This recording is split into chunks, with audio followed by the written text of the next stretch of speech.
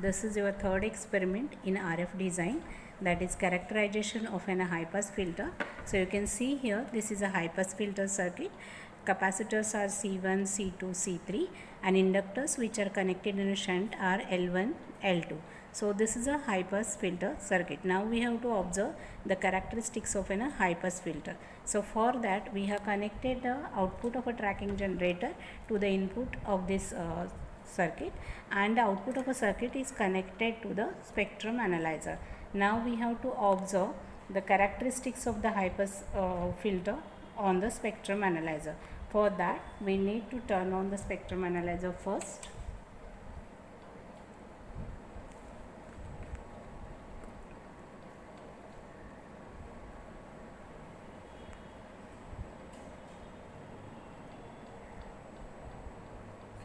Then we need to turn on the tracking generator. So for that I am pressing option key.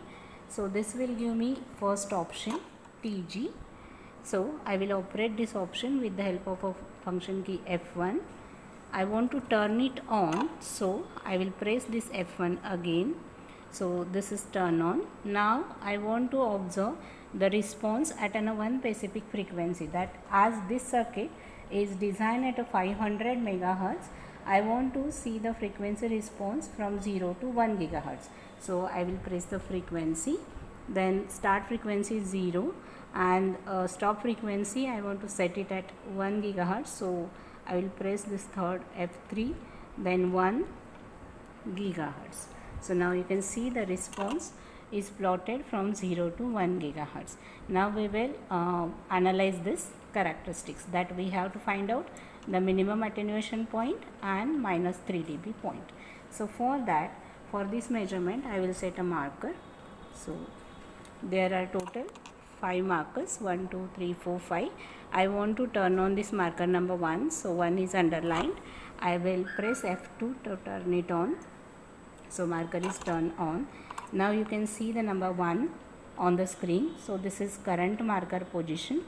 I want to move this marker to the maximum of this graph or minimum attenuation point.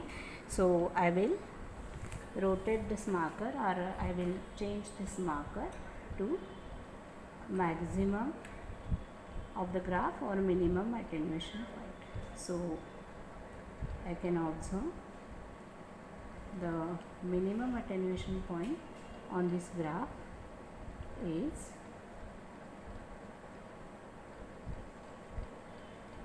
here.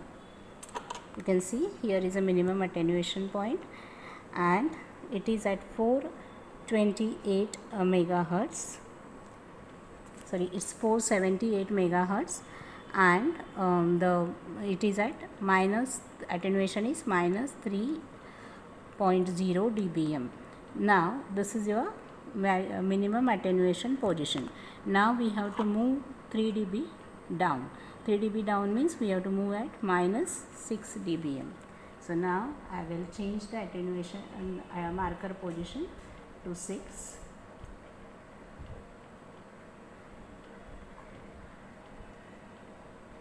So I am getting it like this.